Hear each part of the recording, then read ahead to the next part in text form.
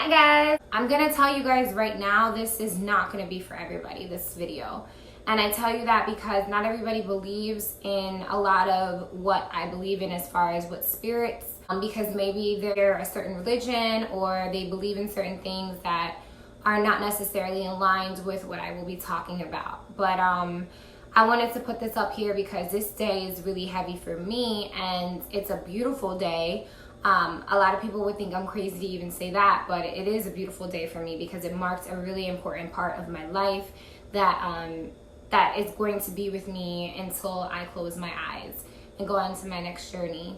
So for those who do not believe in what I am going to be talking about, please have respect enough to keep your comments to yourself. And if you don't, I mean, I guess at that point, it really is a matter of not respecting someone else. And at that point, that's really, I don't even know how I would handle that. But I'm just going to keep it real with you guys. So here we go. So today marks the day of 11 years ago, my father passed away from colon cancer. I was very young. I was just coming out of, I actually just graduated high school a year before, and I was in my first year of college, and this was the last thing that I would have imagined would have been something that would have occurred in my life. You know, when you're a certain age and you think, all you see is your parents. You see your parents and you're like, oh my God, these are my parents. I have two. They're cool. They piss me off though at these times. And sometimes we may even argue with our parents to an extent where like we really, we take their lives for granted. And it's one of the things that I think once a child goes through the death of a parent, it really opens your eyes into a whole different way of seeing the world. And for me, that was a big thing. I've talked about my father passing away to multiple people since that time in a more enlightened way. There was times that I was upset. There was times that I could say that I hated God. I was like, this is not possible. How could you take away the person that means so much to me and I only get two of them? And it was hard for me to deal with that. But 11 years down the road, and this is the reason why I call this Road Trips and Avatars, is because I understood how important my father, even being in the way that he is now, he's deceased in a physical way, but he is awakened in such a, or he's awake in, and I'm awakened to it in such a spiritual way that I don't know if I would say the words where I would never have anything else, but I can't put to you in words how powerful this is. And I'm going to try to relay this message in the best way that I can, so that way those that might be going through something similar could really resonate with this. So just a short background story. My father and me were pretty close when I was younger, pretty close.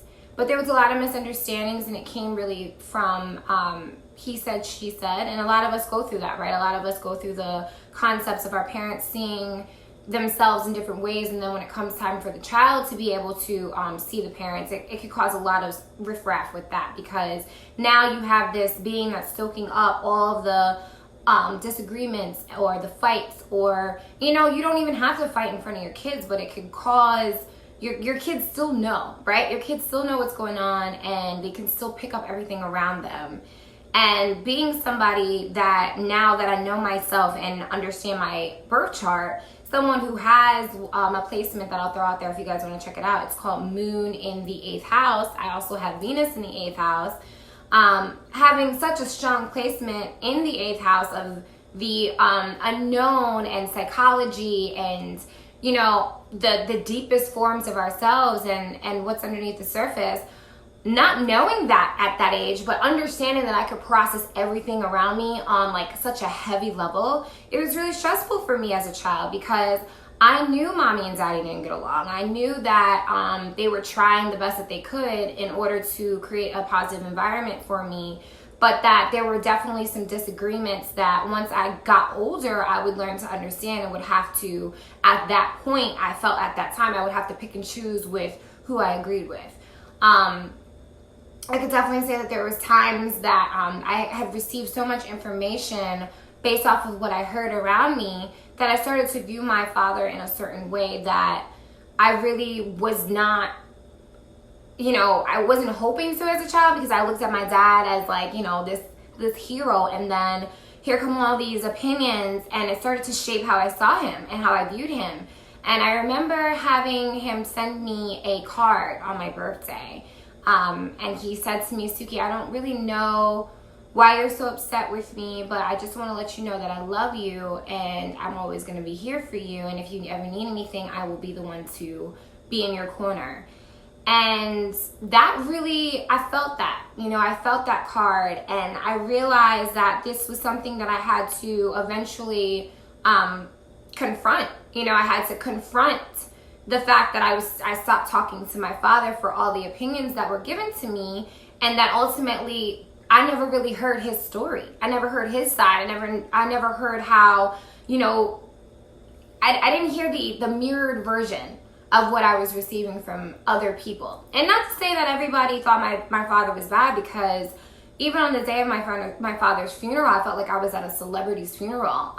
There were so many people that came out and just said all these positive things and things that they learned from my father, that it really pushed me into believing that this is something that I wanted to have at my, you know, going away ceremony, in my physical going away ceremony. I wanted to be that much of an impact as well. But there, you know, when you're younger and you only have certain people surround you, you know, you listen to things. And finally I realized that I had to confront this issue, but I knew that it was going to take time for me.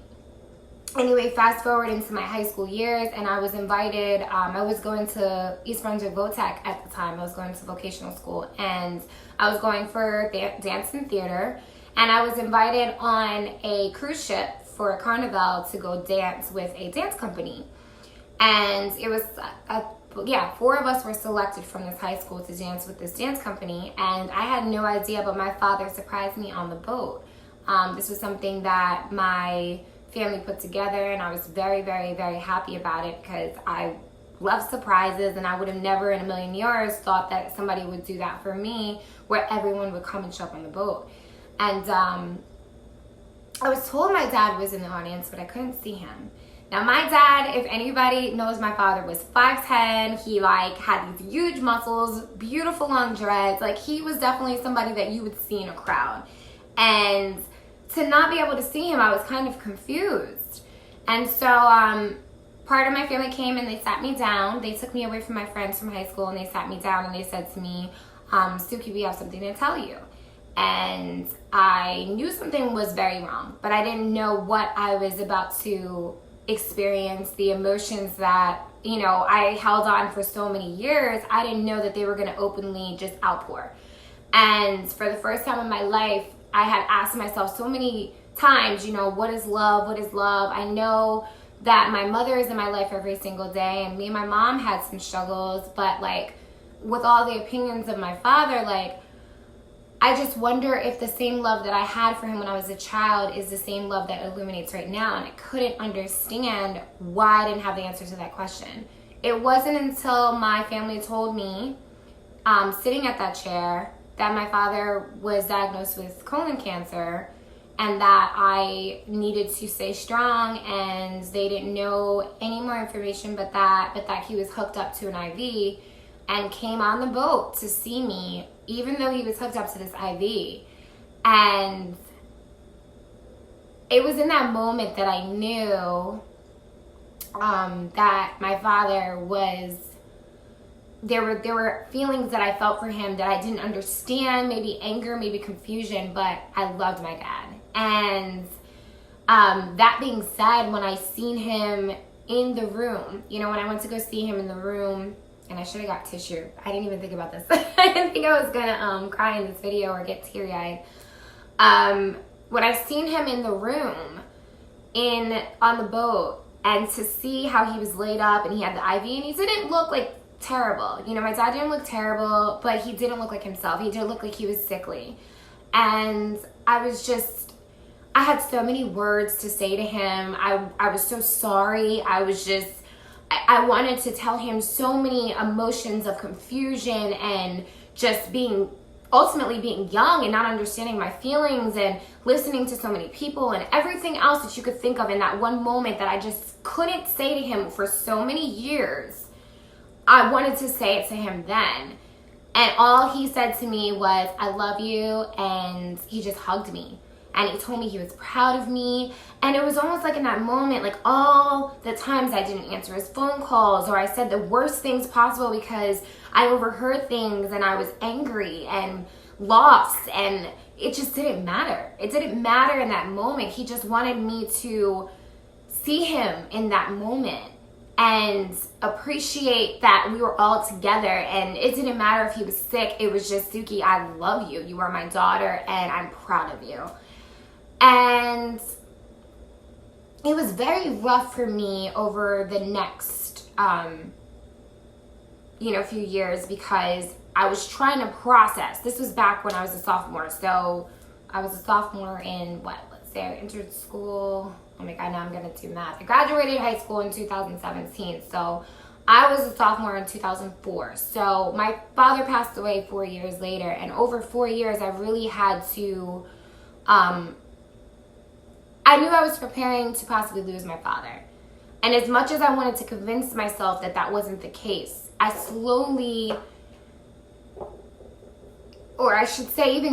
quickly knew, but slowly accepted it. And I knew that I was preparing myself to lose one of the two most important people in my life. And it was odd how, especially with that placement, moon in the 8th house, if you guys get a chance to Google it, you'll understand we're so comfortable and yet so scared at the same time of death, but we're prepared for it because it's almost like our mind trains us to understand that concept. It's really, really strange, and it's hard to explain, but I promise you I'm not the only person out there that feels like that. It's almost like death comes normal, but like this was my entry to this. This was my first experience after I lost a best friend.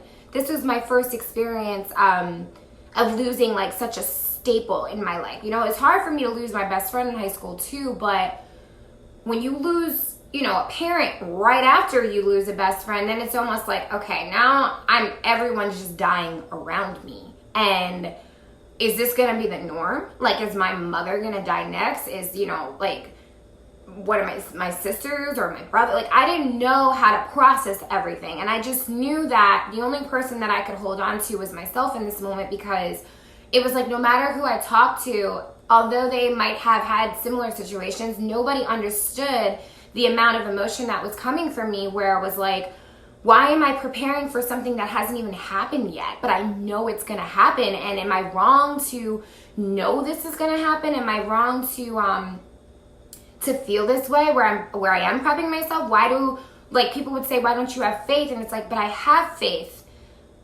normally. And it's like, it didn't take away my faith because I knew my father was passing.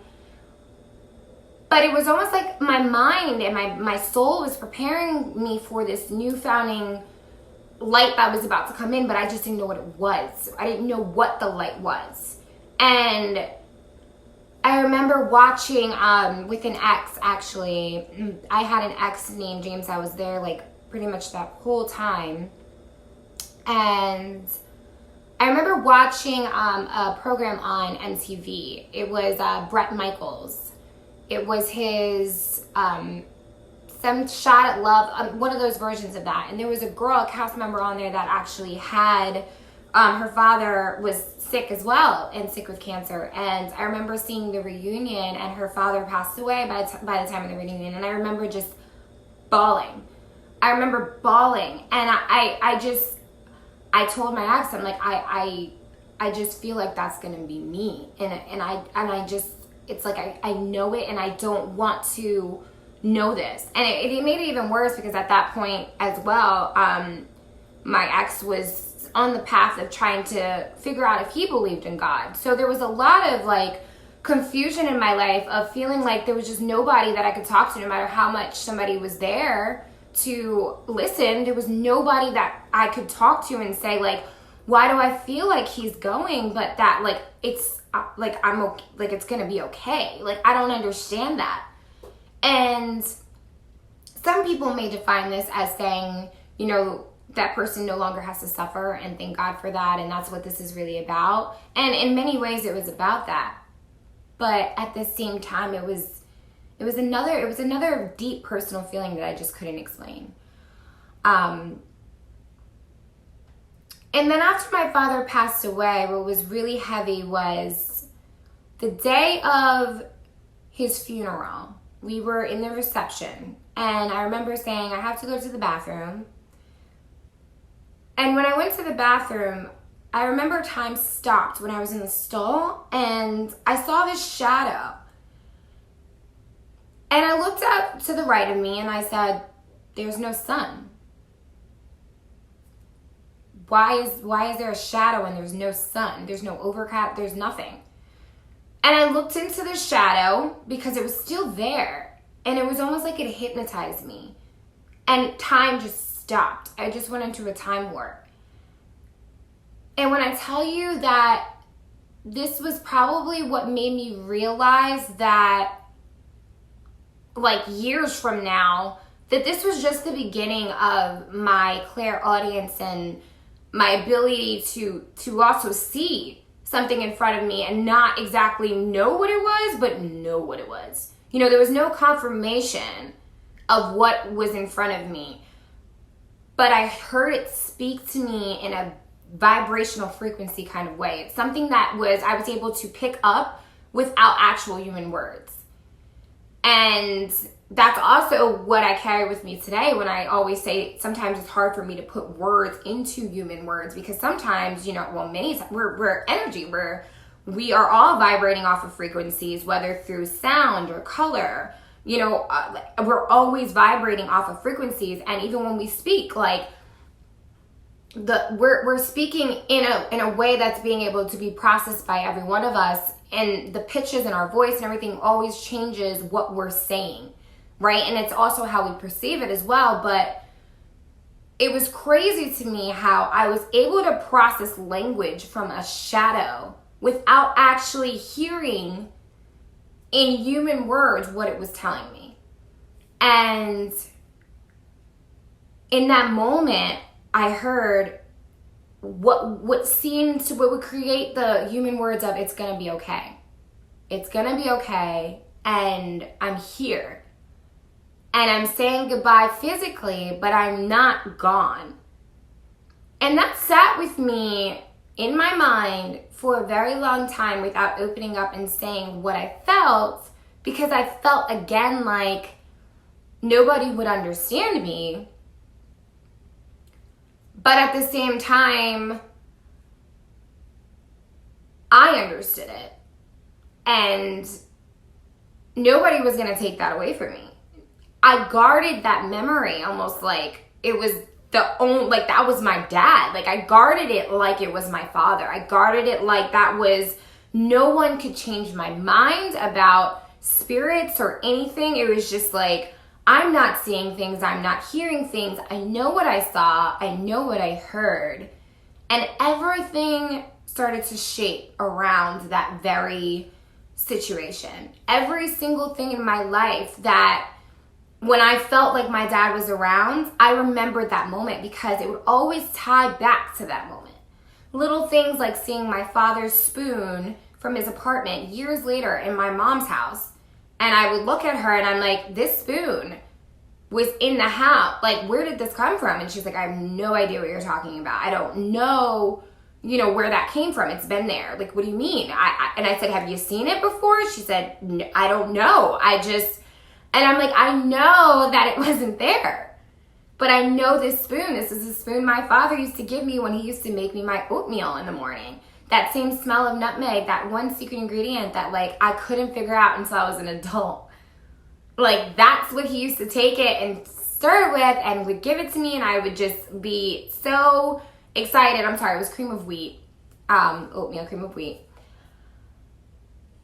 And then it also, other things, like I shared in a previous video, my situation last year that was absolutely, like, crazy, but crazy amazing. You know, when I look out to the universe and I knew it was my time to start focusing on my dreams, moving to Philly, and I said out loud, I said, I need some kind of financial sign to tell me I'm going to be okay if I do not take this other job that I'm working at right now, take this other job that I'm offered right now and actually take the summer off and focus on my tarot and my astrology studies and building my business, the beginning of my business. And a day later, my godmother contacts me and says that she has a letter that was sent to her. And I get the letter a few days later, and it basically said, I'm sorry, I'm mixing this up. She told me a couple days before, I said I need a financial sign. And then it so happened that a day after I said that out loud, the mail was already on its way from my godmother. I received mail, and I opened up, you know, what it was, and it was a letter from my godmother saying, I held on this for a while, and I'm trying to remember exactly what it was saying. I held on to this for a while, but I figured that I would send this to you, and it was a check for a car that was paid off in 2008. Or maybe the car was paid off, 2009. So how am I just now getting a check for this car? And in the letter it said, this is from Chase Bank, we may have overcharged you. We may have overcharged you for your, I guess, the car note. And I'm just like, what? The check was in my father's name. It literally said my father's name on it, said to the estate. And I'm like, this car, this is something that happened 10 years ago. How am I getting a check for this car? And I just remember me asking for a financial sign, and I'm just like, no way. But I just started to cry in happiness, and it wasn't about the check. It was about the fact that that link was there. I was able to ask for something, and it was able to be brought into physical manifestation. And it was like, how do people not know that this is possible? How do people not know that you can connect to other planes?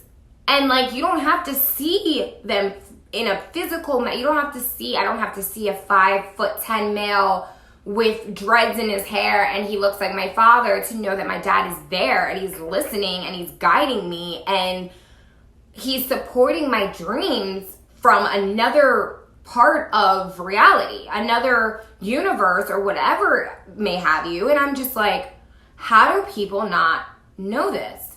How do people, like, if I went and told somebody, I would think of a million reasons of what they would tell me, of what somebody that doesn't support spirituality or a spirit in another realm's energy, like all the things. But like, nobody was telling me different. Nobody was gonna tell me that this was impossible. And these are just a few, things that occur, and not to mention the fact that too, like, I was looking for his death certificate because I had to claim this check and like I had to cash it, and I was also looking for, like, they're telling me you need to have a surrogate letter for, I could be saying this completely wrong, but I think it was for the car, something for the car. I'm responsible for the car. And I'm like, I don't remember getting any letter, and the letter falls out from underneath my dad's death certificate, and it's stamped and sealed by the state of New York, and I'm just like, what? Like, God knows I've been in this box of my stuff a million times. What are the odds that my dad's death certificate are right on the top with this letter underneath? And it just flies out.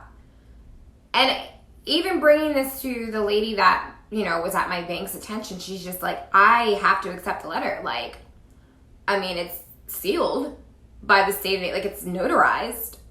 And I'm just like,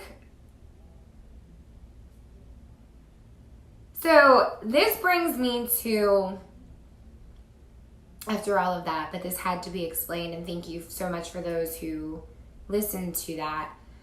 This brings me to what this video is about, because today marks 11 years that my father has been deceased in a physical way. And today marks the beginning of my father's entry into my life in a spiritual connection. And I couldn't be more appreciative of this. A lot of us have our own beliefs of what happens after. But for those that are, something is telling them that there are family members that are on the other side that are totally, and when I say other side, it can be next to you, but your mind has to open to, your soul has to open to feel them. Your soul has to open to feel them and listen to them and understand that you're not looking for an actual voice. You're not looking for, their voice. And maybe some of you have heard their voices, but you're just looking for answers. You're being open and you're allowing it to come in, and you're saying, I'm not going to be scared of it. And it's okay. And it's okay if that voice doesn't come in right away. It could take years. I remember the first time that I had my father actually contact me with the whole spoon thing was like, that was like I think like a year or two later. But like when I started to pick up other stuff that I was just like, okay, no. I'm hearing specific things that remind me a lot of my father. It was like years later. Like my mom had told me she had a dream about my father way before my father came into my, my auric field, my where I could feel him. But I had to understand he was there the whole time. It's a matter of if I allowed him in my life. It's a matter if I allowed that energy to come in and to shine on me and for me to actually pay attention. Right? Pay attention to what's around me. I'm sure many people could say that, it's people have tricked themselves into knowing. Whatever. Who are you? If we took a needle and pushed both of our fingers, we would both bleed blood. Which means that both of us are one and the same, and you don't know just as much as I don't know. You know just as much as I know. You have the ability and the access to remember the things that I can remember. But who the hell are you to tell me that the things that I'm hearing and seeing and being able to actually pick up are wrong because your mind has not processed that ability yet to be able to do that with your loved ones? It's not fair. And I would never do that to somebody. And I'm here to tell you guys, and I'm here to tell those that have questioned this, if you're allowing yourself to be open,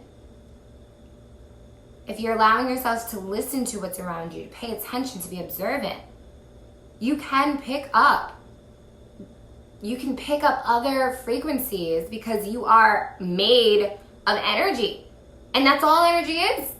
Different versions of frequencies that are constantly cycling and communicating. You want to believe in science? Wonderful. Science is not saying that science is not real, but it's a version of a map. When we all have a ton of maps, right? That one was just the one that was more socially accepted. But there's so many maps. And there's so many things that we don't really quite know the answers to, but we're figuring it out. And we should trust ourselves in the process. Trust yourself to figure out your answers. You don't have to listen to everyone around you. They're figuring it out too. They have abilities that you don't have. That's the whole point of us mirroring, like having other people in our lives so we can like mirror off of each other and figure out things. Like if there's something that irritates you about somebody, right? It's probably because it's something that irritates you about yourself, but that person is like illuminating it at the moment. They're shining that part of you. It's making you want to look inside. Or it'll show a part that you like trigger you where there's something about that person that you're like, I don't want that in my life. I don't want to go that way. But no person in this earth, on this earth, can tell you that you did not hear or see something but you. Because it's through your perception. It's through your eyes. Your eyes are showcasing it.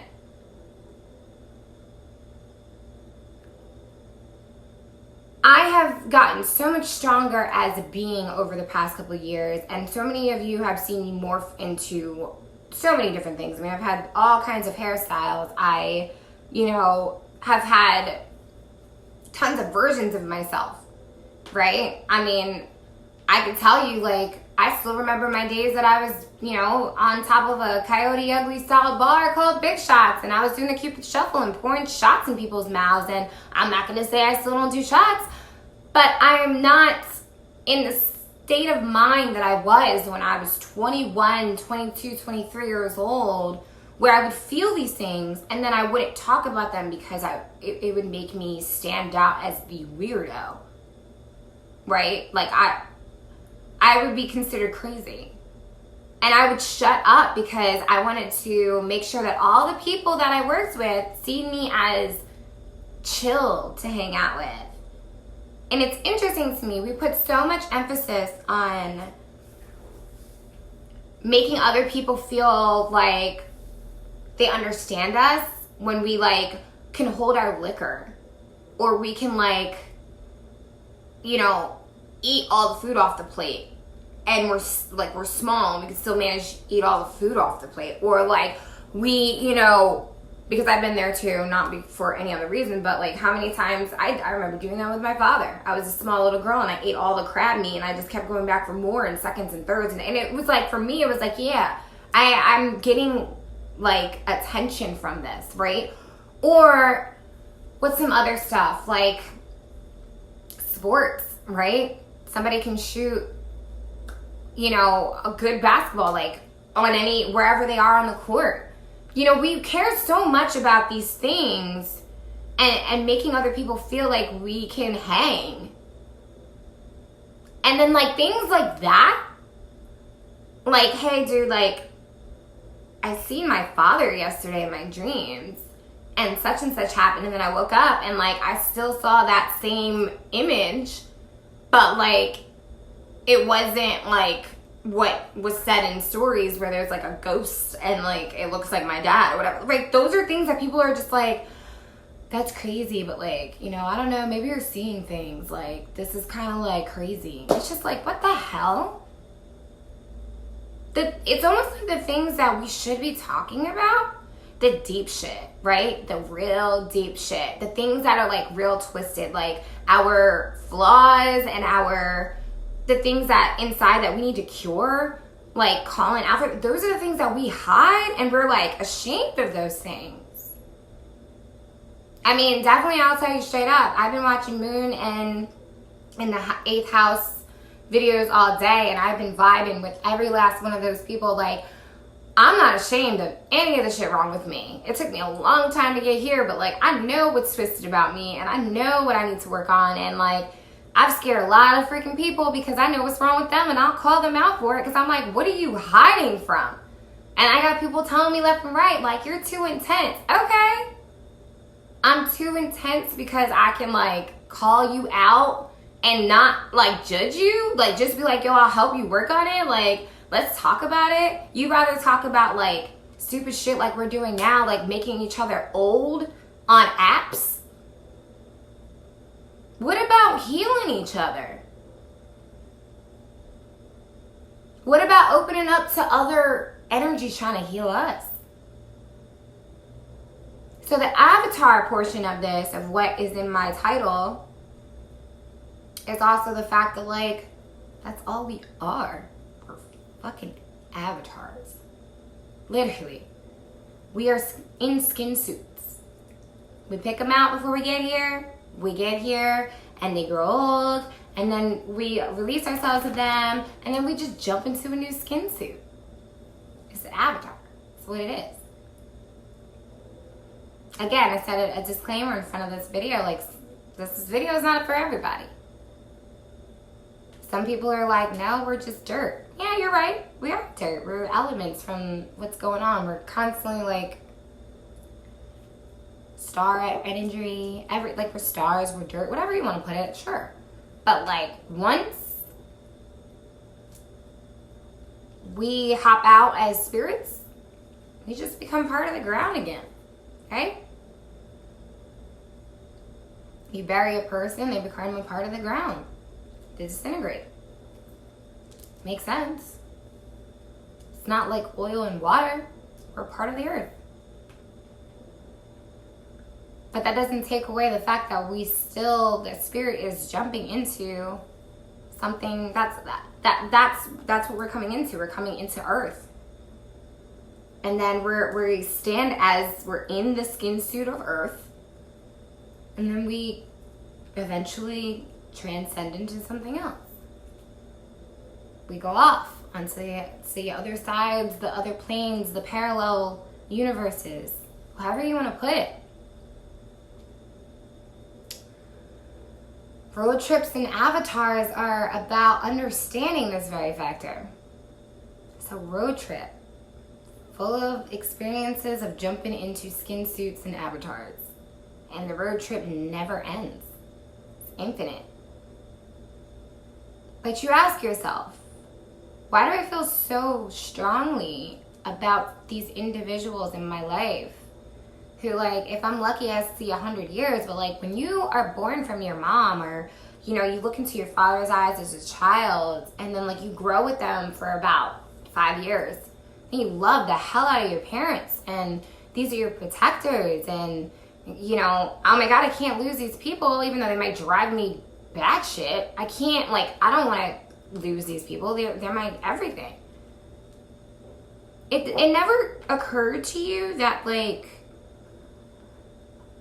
if you look at that same amount of time in a relationship with someone, 5 years, that you could still, like, detach from that person eventually? But for some reason, with your parents, it's not as easy. And your parents could hurt you in most tremendous ways, and it's just hard. They can hurt you 20 years down the line, 30 years down the line, and it's hard. It hurts you so much that it could bury such a strong resentment, right? I mean, I could tell you, like, out of all my boyfriends that I've had growing up, like, it's ridiculous. Like, I have maybe, I'm not gonna lie, because I don't give a shit. I have one ex that, like, I'm just, like, waiting for the day that I can look him in the face and be like, all right, I'm cool now. I'm okay now. I could partially do it, but there's still that resentment that's there. Right? But that's a betrayal resentment that ties into more psychology of, like, abandonment issues that I may have had deep in that. But, like, there's family members that I, like, was able to just, all right, I'm out. But, like, my parents, I could fight with my mom a million times, and, like, my mother is my everything. That's the one person that, like, I couldn't release that. I couldn't detach from that like that. I couldn't. There's so much inside of me. I'm like, that's my mom. You know, my father being deceased, and I'm still like, but that's my father. And I've already detached from the fact that he passed away. Because I could see it as a greater reason. Like, I could see that, like, it was almost like, in many ways, I feel like my dad made a sacrifice for me to grow in a positive way, because I feel like this was his contract that he had before he came here and played it out. You know what I mean? Like, so he already knew before he played out this contract what he was getting himself involved with, and he's held by it. I feel him at every single day. There's times he gives me my space, thank God, because I think some things that, you know, spirit realm, I'm like, all right, guys, we got to turn this off because this is a personal moment. You know, there's certain things you don't want the spirit realm to see. You don't want those things to see, but when I need him there, it's like a fairy. Like, I just know he's sitting right next to me. I know he's listening. I know he's giving me the freedom to still make some crazy ass choices, but he's still gonna be there for me when I like fall on my ass or my face is scraped up a little bit. Like, he's still gonna love me. He's the embodiment of what I want for in a future partner when it comes to that type of unconditional love that would do anything. And I'm blessed to have that. Not everybody is blessed to have that experience with their parents. And I even wonder at some point, I'm like, okay, why?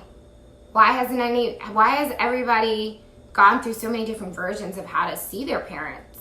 Some people don't even know their parents. Some people have so many questions. In some ways, which is crazy, I've said this before, there's a lot of people looking for their parents because they've been adopted, or they feel like they're so far away from their parents, and there's times that I could say I had both my parents and I felt misunderstood. There's times that, there's some people that would even say having both of your parents doesn't always make you feel like you have an identity, like your identity is known. You may still have to figure it out.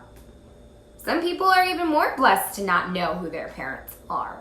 But why not having parents or having a parental unit of some sort somewhere, if those people or person hurts you, it carries such a large resentment that it may not go that same way of a boyfriend or girlfriend that you have for 5 years, whereas if you're 5 years as a child, it doesn't have the same potency, the same pain, the same tenderness.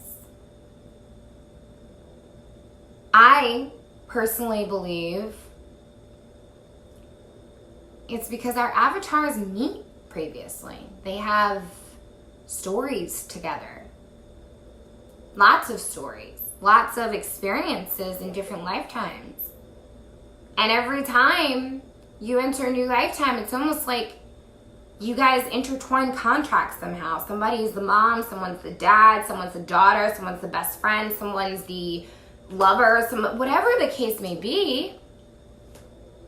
It's almost like you have a tie with these individuals. These individuals in a world where nothing is actually an individual once you actually see it for what it is, right? We're all tied together. But in this world, that freedom to be an individual and to be assigned to your specific storyline so you can figure out that moment for everybody else, what that moment means, what love means in that moment, or what love means to that particular moment. And then I now go and I domino effect somebody else, and once I figure like I cracked the code of what love is, what freedom really is, compassion, how to separate from anger, how to separate from jealousy, how to separate from confusion. Once I can crack that code, I can then love thy neighbor.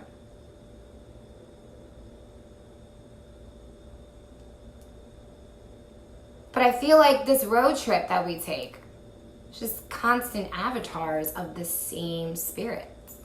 The same spirit as a whole, breaking down individual spirits so we can learn about each other and then build ourselves up again into the all, what we really represent.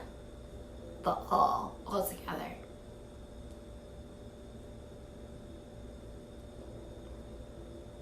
So, I don't know, my crystal. It's crazy how I just talked about that, right? Separating of the all, and then I have a piece of my crystal falling apart, and yet it still works. They're just separated. Part of the all, right? Ultimately, at the end of the day, I say this a lot in my videos, and then I always edit it out. Ultimately, at the end of the day, but it's true, ultimately. The ultimate universe, right? What we all represent. Even though we're all representing an individual version of it, we still all represent it.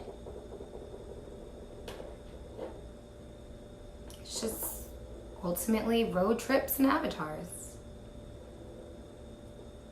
A road trip filled with avatars. Skin suit after skin suit after skin suit. All repeating similar stories, but just trying to crack that code on what love really is, and understanding that no code, no plane is just as simple as being flat, right? It's evolved. It's even this has different views of it, right? Different angles. And even if you were to take this simple area and broaden and widen it, I like to say that, wide view. A lot of us look at it long view, right? We have focus. What do they say? Tunnel vision? But if you turn that tunnel vision and look at the profile, there's so much more features that's there that a lot of us don't realize. And with looking at that profile, I like to see the universe in that way. Wide view. How many other planes are there that, we don't really take into account because we've only been engaged with one enough where it's socially accepted that we're scared of what else is out there. We're scared of the unknown.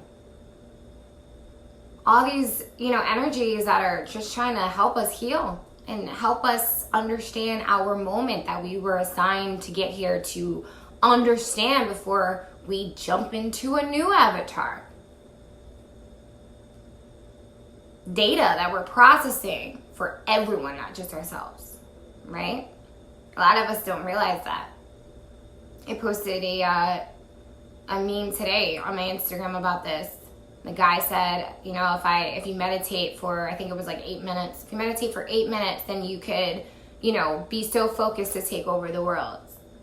And he was like dressed up in a business suit and standing tall. And then here's this yogi like on the side, like dressed in like just these comfortable clothes and just, his feet crossed. And he says to him, totally humble, if you meditate for an hour, you won't feel the need to. You won't feel the need to take over the world. You'd realize you're a part of the world. You realize that we're all working to just get to the finish line of understanding. Y'all think it's the finish line, I gotta leave this for my kids and blah, blah, blah, blah, blah, and I gotta da-da-da-da. We're like living this mummy life. Like, you can't take that shit with you. Homie, spend that extra hour with the ones that love you.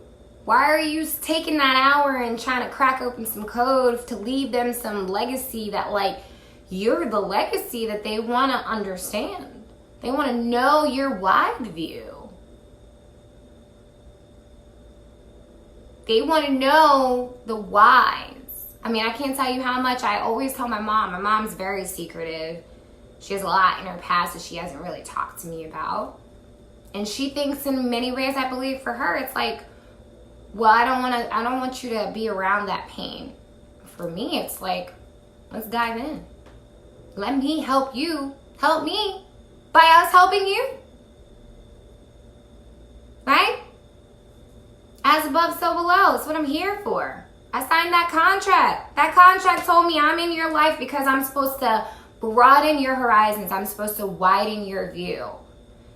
Not everybody has that opportunity to birth a child. And a child is as below. The whole point is to see yourself in that kid's eyes. That's the whole point. It's not just to birth the kid and then send the kid off to college and the right schools and the right art centers and make sure the kid stays out of taking drugs and da-da-da-da. No, it's not just about that. That kid was given as a gift for you to see yourself in that being. It was a mirror for you. It was an opportunity for you to look in that child's eyes and say, wow, I have the ability to create such a thing, which is insane. That's crazy. I did that? If I could do that, what the hell else could I do? It's unlimited. I carried a child for 9 months, some, less, some more. Birthed this child. Child came out of me like some kind of alien. I know we're not aliens. We just have children and they come out like aliens.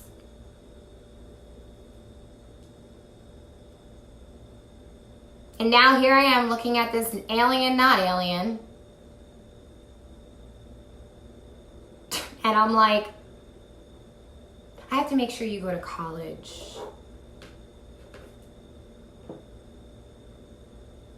I mean, that's beautiful. Does that kid want to go to college? We don't even know yet. Why are you planning that? How about you try looking in that kid's eyes and you say, wow, I created that. That's me. What can you teach me that I need to learn about myself, you beautiful being? How your kids look at you, they want to step in your shoes, they want to play with your makeup, they want to play with, dad's tools, whatever the case may be. And this is just going over like versions of what we're used to. Some of us play with dad's makeup. Some of us play with mom's tools. They want to go through these things, right? They want to understand why. What is all this? This is so cool. Do we ever look at our kids and ask the same thing? What are you here to teach me? What are you here to show me? How are you going to heal our family line? You are the legacy. I don't have to leave you a legacy. You are the legacy. What can I do to help you understand the origin of where this avatar that you chose comes from? How can I help you? It may not involve college. It may not involve all the prestigious things in life. Sometimes it's just listening to your children. Listen to what they have to tell you. You might see things and hear things, and they're so nervous to talk to you about it because it's not accepted in their classrooms. It's not accepted with their friends at the park. But it's images and things that they're telling you that could be helpful to you. Maps that could guide you.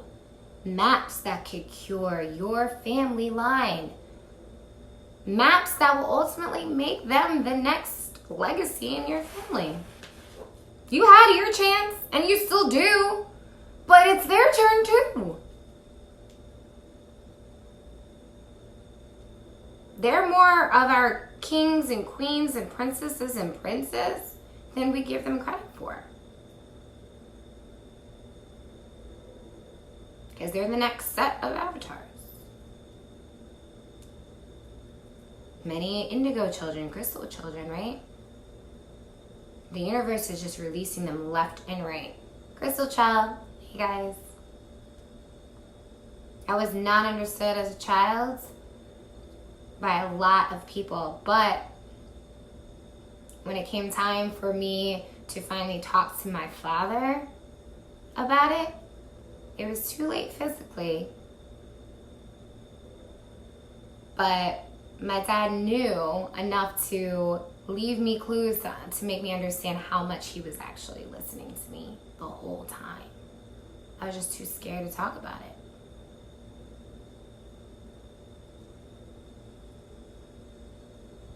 So, I see children are our biggest life teachers. They are our biggest life teachers. And we are children. So we're our own life teachers too. So I make this video to tell you guys and share with you a very large moment in my life, marking 11 human years, and still as beautiful as the first moment that it entered into my life, only stronger. Yet I leave you with this one question, because this video is not about me. It's about something I'm going through so I could talk to you about you. So this is my question to you.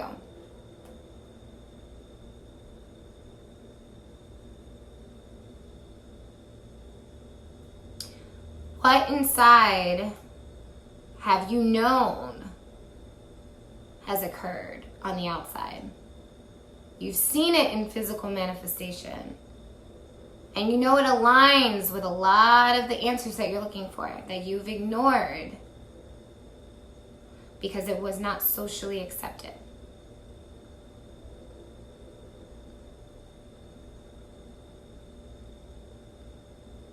Because that is really what I want you guys to learn from this video. How can you open up your heart and soul to other people helping you? To other spirits possibly helping you if you're ready? But really, it all comes down to how can you open up to yourself? Because you can't allow the outside to touch you until you allow your own personal self to really, really, really touch your spirit. You have to let yourself, your own self, be the intuition that you trust. You have to go inside to be able to really understand the outside again, right? We focus a lot on outside. When we come out the womb, we see what's outside, but it ultimately makes us go inside again just to come back outside once we understand inside. And for those who haven't done that, you could see it when they're just social. I need to be with this person. I need to be around this person. I have to be over here. I can't be by myself because I don't want to tap into me yet.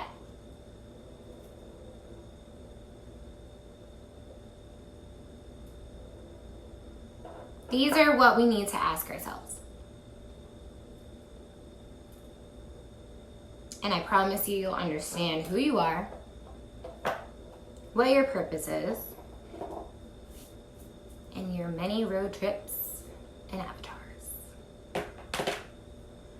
Thank you guys for listening. I didn't know where this video was really going to go other than I just wanted to express this experience, but I would love to know what you guys comment underneath this video and how it may have resonated or what your thoughts are.